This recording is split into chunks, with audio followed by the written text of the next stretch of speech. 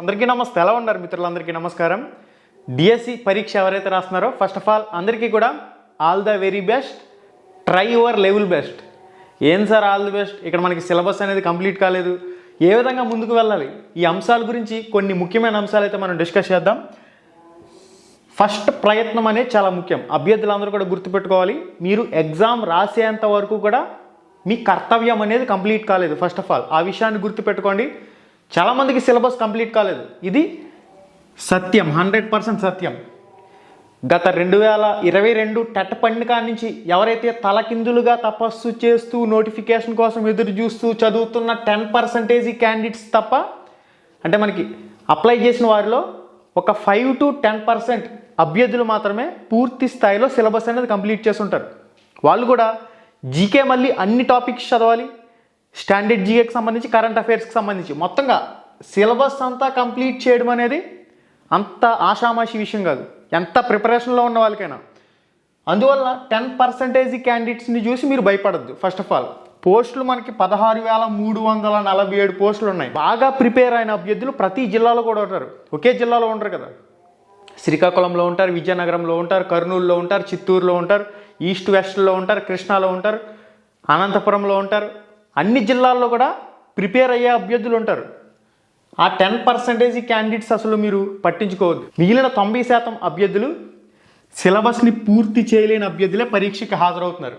అంటే 45 రోజుల సమయంలో, 45 డేస్ సమయంలో మీరు ఎంతవరకు చదివారో, మీరు ఎలా చదివారో వాళ్ళు కూడా అదేవిధంగా 90% సిలబస్ పూర్తి చేయలేని అభ్యర్థులే వస్తారు ఎగ్జామ్కి సంబంధించి. మీకెంత సమయం ఉందో వాళ్ళకి కూడా అంతే సమయం ఉంది. అందువల్ల ప్రయత్నం అనేది చాలా ఇంపార్టెంట్.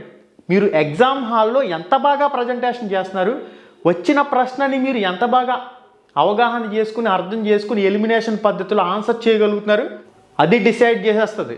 దయచేసి గుర్తుపెట్టుకోండి, 90% క్యాండిడేట్స్ సిలబస్ పూర్తి కాలేదు, మీకులాగే పరీక్షకు హాజరవుతున్నారు. ఈ విషయం అర్థమవుతుందా? సచివాలయం పరీక్ష జరిగేటప్పుడు 42 మార్కులకి కూడా జాబ్ వచ్చింది. 100 మార్కులకి ఎగ్జామ్ జరిగినప్పుడు 42 మార్కులకు కూడా పోస్ట్ అయితే వచ్చింది. కాబట్టి బీ పాజిటివ్, నెగిటివ్ థాట్స్ రానివ్వకండి. ఫస్ట్ మీరు ప్రయత్నం చేయండి. సెకండ్ వచ్చేసరికి ఫైటింగ్ టోటల్ ఎంత, దీని గురించి మాట్లాడాలి. ఫైటింగ్ ఒక ఎంత స్కోర్ ఉంటే నేను పోటీలో ఉండే అవకాశం ఉంటుంది. టెట్ వెయిటేజీతో కలుపుకుని 65+, 68+ ఎవరికైతే ఉంటుందో దాన్ని మనం ఫైటింగ్ టోటల్ కింద కన్సిడర్ చేయొచ్చు. కర్నూలు జిల్లాలో బాగా పోస్టులు ఎక్కువ ఉన్నాయి. కర్నూలు లోకల్ అభ్యర్థులకి 65 వచ్చినా కూడా పోస్ట్ వచ్చే పరిస్థితి ఉంటుంది. అంటే మనకి ఇక్కడ 65 to 68 కూడా ఫైటింగ్ టోటల్ కింద కన్సిడర్ చేయొచ్చు. మీద డిపెండ్ అయి ఉంటుందంటే పేపర్ ఈజీగా వచ్చిందా, పేపర్ కష్టంగా వచ్చిందా, ఎంతమంది పరీక్షకు హాజరయ్యారు, ఎన్ని అప్లికేషన్లు వచ్చినాయి, ఇవన్నీ కూడా దీని మీద ఆధారపడి ఉంటాయి. కాబట్టి 20కి 20 మార్కులు కూడా వెయిటేజీ కలిసిన వాళ్ళు నార్మలైజేషన్ పుణ్యమాని ఉన్నారు. కాబట్టి 90కి పైగా డిఎస్సిలో స్కోర్ వచ్చిన వాళ్ళు 1 or 2 క్యాండిడేట్స్ ఉండొచ్చు ఒక్కో జిల్లాలో. ఎవరైతే ర్యాంకర్స్ ఉన్నారో ఆ ర్యాంకర్స్ని పక్కన పెట్టండి. ఇక మిగిలిన పోస్టుల్లో కనీసం మీ రిజర్వేషన్లోనైనా మీరు ఉండాలంటే ఫస్ట్ మీరు ప్రయత్నం అనేది చేయాలి. మీ ప్రయత్నం ఎగ్జామ్ అయ్యే వరకు కూడా నిర్విరామంగా కొనసాగించండి. ఖచ్చితంగా మంచి ఫలితాలు అయితే ఉంటాయి.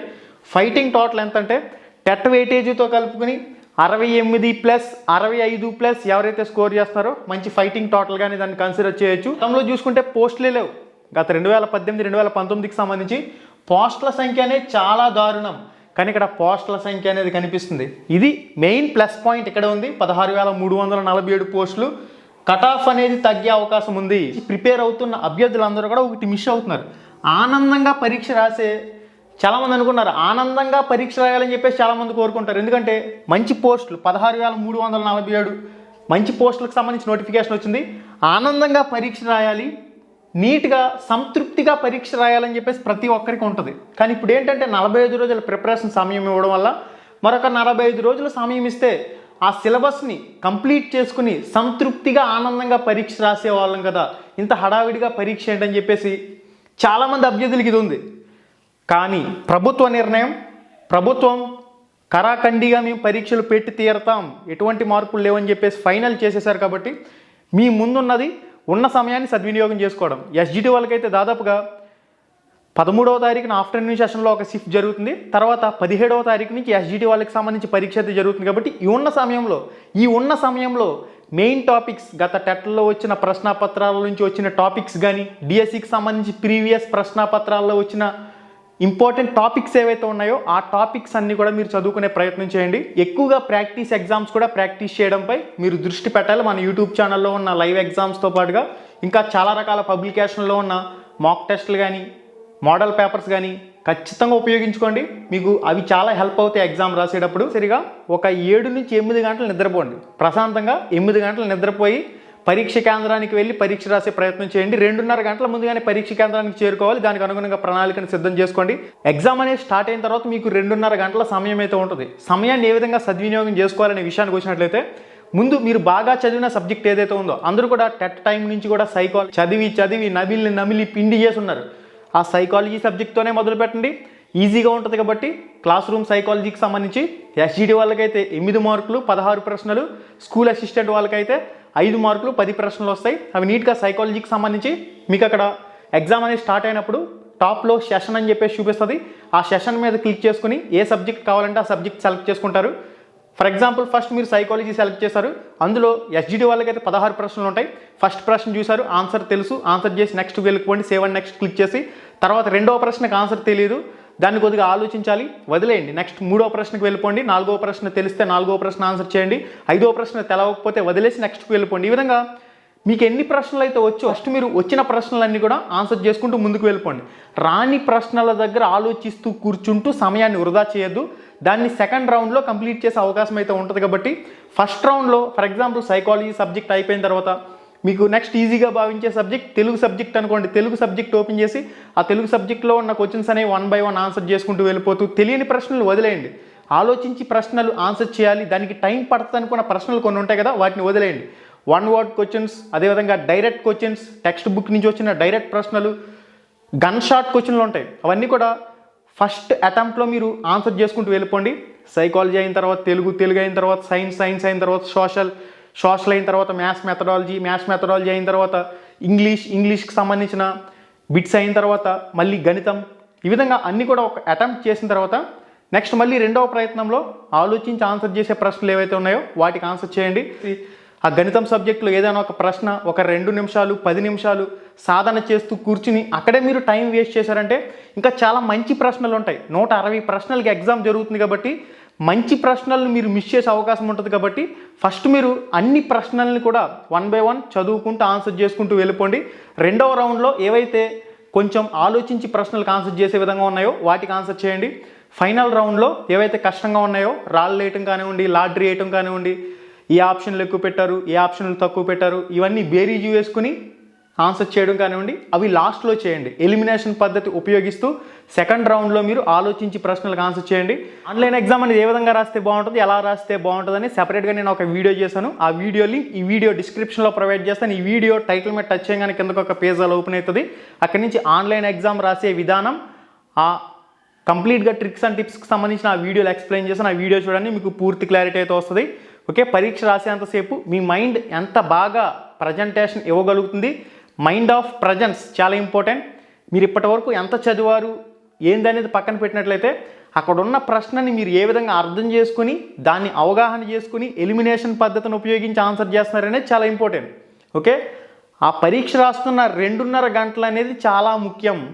ఈ విషయాన్ని అభ్యర్థులందరూ కూడా గుర్తుపెట్టుకోండి. రౌండ్లో ఏదో ఒకటి ఆన్సర్ చేయాలి కాబట్టి అప్పుడు మీరు ఆలోచించి ఫైనల్ డిసిజన్ తీసుకుని ఆ ప్రశ్నకి సంబంధించి ఆన్సర్ చేసినట్లయితే ఎటువంటి నెగిటివ్ మార్కుల విధానం లేదు. 160 ప్రశ్నలకి ప్రతి ఒక్కరు కూడా 160 ప్రశ్నల్ని కూడా ఆన్సర్ చేయాలి. ఇక్కడ లక్ కూడా మీకు ఖచ్చితంగా ఫేవర్ చేస్తుంది. నార్మలైజేషన్ విధానం వల్ల రకరకాల సెషన్లలో ఎగ్జామ్ అనేది జరుగుతుంది. లక్ అనేది ఖచ్చితంగా మీకు ఫేవర్ చేసే అవకాశం అయితే ఉంటుంది. పేపర్ ఎంత కష్టంగా వస్తే అంత మంచిదని చెప్పేసి మీరు భావించాలి. పేపర్ ఈజీగా వచ్చిన వాళ్ళ పరిస్థితి ఏందనేది తర్వాత నార్మలైజేషన్ డిసైడ్ చేస్తుంది. ఎవరికైతే పేపర్ కష్టంగా వస్తుందో వాళ్ళు మాత్రం ఖచ్చితంగా అదృష్టవంతులని చెప్పుకోవాలి. గత టెట్లో ఏ విధంగా యాడ్ స్కోర్లు కలిసాయో ఇప్పుడు కూడా కొద్దిగా అడ్వాంటేజ్ అయితే ఉంటుంది ఖచ్చితంగా.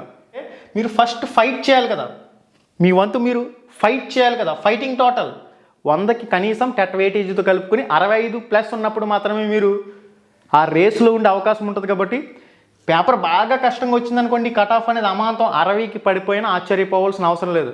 మరి అంతకు దిగిపోదు. 65+ అనేది ఫైటింగ్ టోటల్. కర్నూలు జిల్లా అభ్యర్థులకి, లోకల్ అభ్యర్థులకి అయితే మాత్రం ఖచ్చితంగా ఆ రిజర్వేషన్లో ఉన్న కట్ ఆఫ్ అనేది ఖచ్చితంగా 65 ఈ రేంజ్లో ఎక్స్పెక్ట్ అయితే చేయొచ్చు. ఇక కట్ ఆఫ్ మార్కుల విషయానికి వచ్చినట్లయితే పేపర్ బట్టి మారుతుంది కాబట్టి ఎలా వచ్చినా, పేపర్ కష్టంగా వచ్చినా, ఈజీగా వచ్చినా, కొండలు పిండి చేసే విధంగా పిచ్చుక మీద బ్రహ్మాస్త్రం వేసినా కానీ 70కి 100కి 70 మార్కులు ఎవరైతే స్కోర్ చేస్తారో ఖచ్చితంగా పోస్ట్లో ఉంటారు. ఇక పేపర్ కఠిన స్థాయిని బట్టి కట్ ఆఫ్ అనేది దిగుతుంది. కట్ ఆఫ్ అనేది ఒక్కో జిల్లాలో ఒక్కో రకంగా ఉంటుంది. కొన్ని జిల్లాల్లో 400కి పైగా పోస్టులు ఉన్నాయి, కొన్ని జిల్లాలో 500కి పైగా పోస్టులు ఉన్నాయి.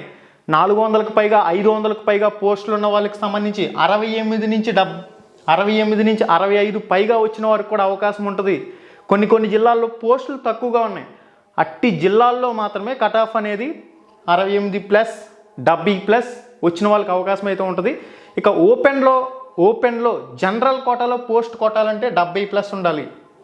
70+ ఉండే విధంగా. Okay guys, first of all ఈ కట్ ఆఫ్ని చూసి భయపడడం మానేయండి. పాజిటివ్గా పరీక్ష రాయండి. నార్మలైజేషన్లో మీకు కఠినమైన పేపర్ వచ్చినప్పటికీ భయపడకండి.